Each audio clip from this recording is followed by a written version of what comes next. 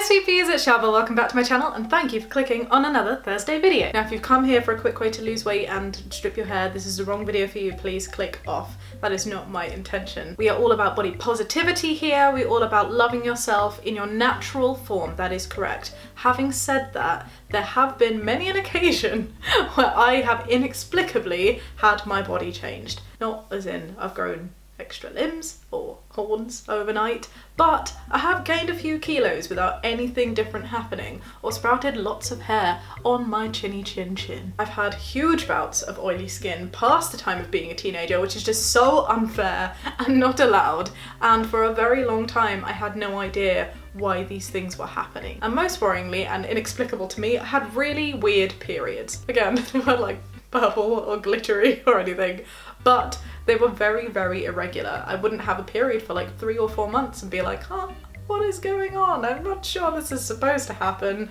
And I'd experienced lots of different symptoms alongside them. That's why they were odd. And for the longest time I had no answer to why these things were happening until I did. And that's what I wanted to share with you today, because it turns out that I have PCOS. I've mentioned this in vlogs a few times. I'm sorry, I know you've been asking for a video on it. I finally decided to do one. I apologise it's taken me this long. But yeah, I have PCOS, and having that diagnosis explained so much to me and helped. I mean, it hasn't helped with the symptoms obviously, but it's helped give me a reason as to why they're there. So it stopped my mind from running into odd places and has also shown me some ways in how I can help manage those a little bit better. So I wanted to share my experiences and hopefully pass on some of that knowledge to you. So if you're experiencing these symptoms and are undiagnosed or just wanted to understand it a little bit better, that would be a wonderful thing, right? As a disclaimer, before I get into this video, I am not a professional doctor, medical person at all. I've gone to a doctor, and what I'm about to tell you is my experience and the information that was relayed by the doctor to me, and also information I've got from the NHS website. But obviously, please do speak to a medical professional if you think that you might want to explore things further, or if you think that something's going on before you go into things like medication or obviously surgery. So just be wise. Be wise, my peas. Be wise. So firstly, what is PCOS? I actually heard of the acronym before I knew what the words or the actual thing was. PCOS stands for polycystic ovaries syndrome.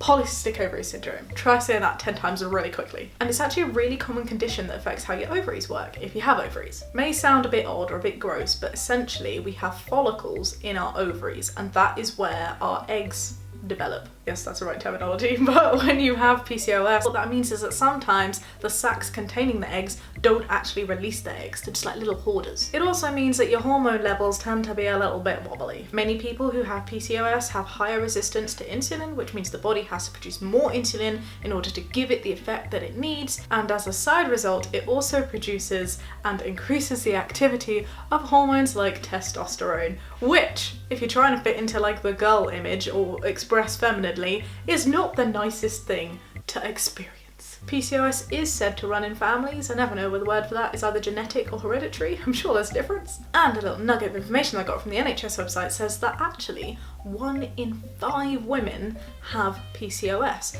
That's like a much higher stat than I thought it would be. But also that over half of the people that do have PCOS don't actually experience any symptoms.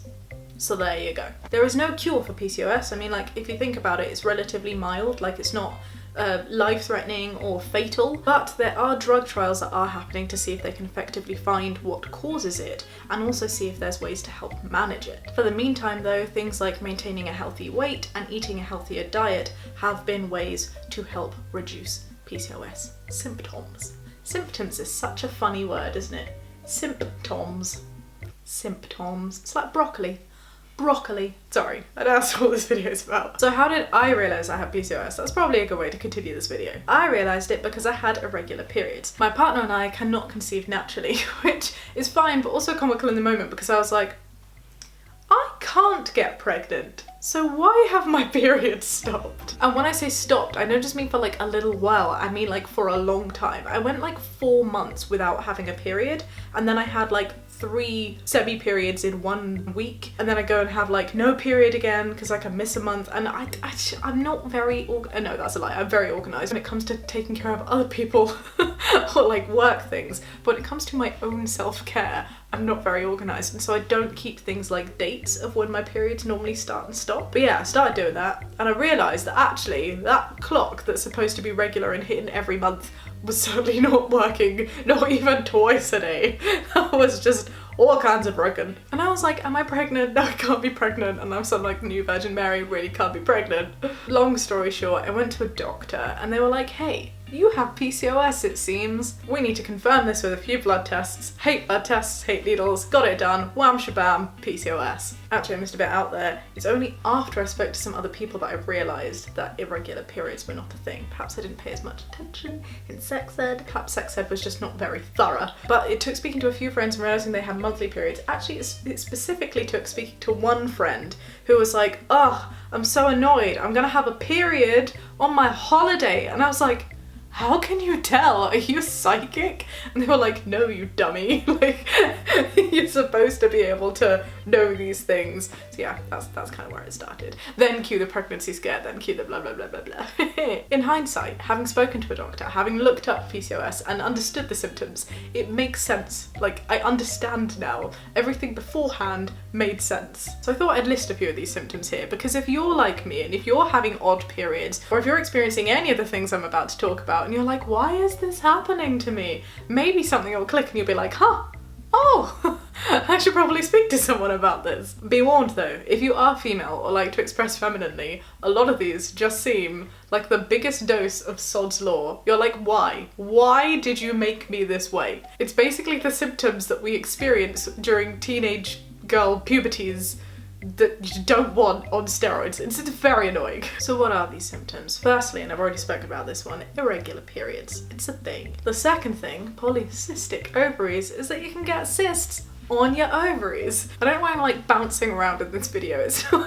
It's not like the happiest thing to be talking about. I'm not saying that cysts are a good thing, clearly. I actually, when I was like 15, had really, really bad stomach pain. It was a bit lower down, mostly towards one side, and my mum was like, oh my god, you have appendicitis, we have to get you to hospital quickly. Went to a hospital, and then they were like, yeah, go have your operation. And when I woke up, they were like, it wasn't appendicitis. Your appendix is actually okay, however you had cysts on your ovaries, which we've now flushed out for you. So that was a bit weird. The nurse told me afterwards, and they couldn't find the surgeon again, and fun fact, the surgeon's writing was so bad, she couldn't actually tell if my appendix had been removed or not. So yeah, to this day I still don't know if I have an appendix, but I did get my ovaries flushed. Another symptom is imbalanced hormones, excessive testosterone, again as I mentioned previously. And what that means for me in particular is more hairs on my chinny chin. I don't know if you can see them. I'm okay with showing you, it's okay. Can you see? I have like a little beard.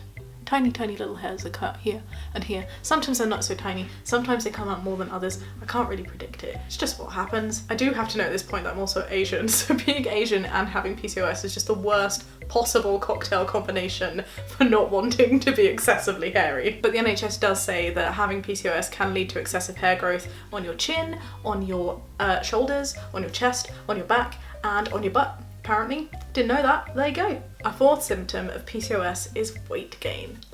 Now I always find it really difficult to talk about weight on my channel because I go through a personal journey of trying to lose weight. That's not to say though that being overweight is a bad thing. And I can already see some people commenting and being like, no Shaaba, we thought you were better than this. Weight loss for me means going from a point of being obese to being healthy. And I'm doing it not to fit some magazine ideal, but to just help me manage my body a little bit better. Like, I don't want to have diabetes, which runs in my family. I want to help manage my PCOS a little bit better because the symptoms are wacky and weird and sometimes painful and really annoying. So please don't get the wrong end of the stick. But I wanted to be transparent with you because on this weight loss journey, I was doing really well for quite a steady length of time. I was going to the gym regularly, we had a personal trainer, I was eating really healthily and watching what I ate, and I was seeing a steady weight loss. Then all of a sudden, even though I didn't change anything at all, boom, I put on like 3 kilograms and I've not been able to shake that off since, and it was so frustrating. It almost felt like it happened overnight. Sure, some of it could be muscle mass, sure, some of it could be because I maybe slipped a little bit, I don't think I did, but you know, you just never know with these things, right?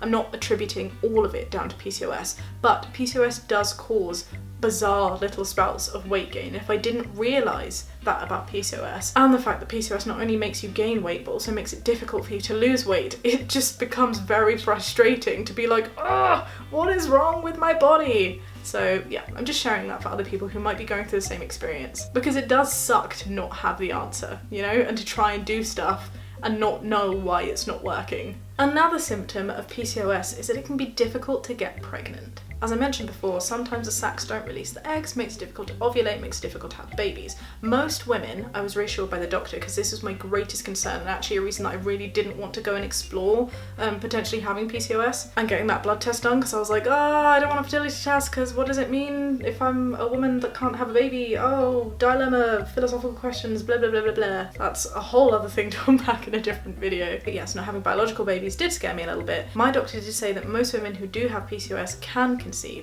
have babies, but through IVF. And if I look at the people in my family who have PCOS, I know 2 women in particular who have had IVF successfully after a few tries, sure, but it worked. They have babies, so don't be too disheartened if you do have it and you're like, oh, does this mean I can't have biological kids of my own? Also, there are obviously alternatives to having biological kids, but just something to bear in mind. Symptom number 6, you can also experience hair loss or hair thinning on your head. This is clearly not something that I've had. Perhaps on this occasion the PCOS and the Asian were like, haha, I'm gonna fight you for this one, and the Asian seems to have won, because I'm just bloody hairy everywhere, aren't I? And the 7th common symptom of PCOS, that's also really difficult to say, 7th common symptom is oily skin and acne. I certainly do have oily skin, translates to my hair a little bit. Sometimes I have to like wash my hair more often than usual, but no, I haven't experienced the acne side of things. But now, I hope you understand what I mean when I say it's like the worst bits of puberty on steroids, and why that can be a little bit annoying. The symptoms really are different for different people. Some people may have absolutely no symptoms at all. Other people might have a whole cocktail of these symptoms and experience them really severely. And another thing that I've noticed in my personal experience is that the symptoms that I have aren't always consistent. Sometimes I'll experience some, like the hair growth, like on my chin, a lot more with no explanation. Weight gain will sometimes happen a lot more with no explanation. The hair growth thing too, like I have it on my chin but nowhere else. My period inconsistencies, and not just having them, but also the like feelings that I get around having my period, would they be called symptoms again? I'm not sure. Like sometimes it will be so bad that I'll faint, sometimes I'll be unable to walk, sometimes I'll be absolutely fine and I'll like hardly recognize it. The like flow of my periods vary hugely every single month. It's kind of like a jackpot lottery. Not a very fun one, but yeah, it's just you just can't tell. But yeah, that's PCOS in a nutshell, and that's my experience of it. I wanted to mention it, and I personally find it really handy to hear other people's experiences, because it was from that by chance I came across my symptoms and realised I had PCOS, and it helped me understand my body a bit better. So hopefully maybe this could help you too.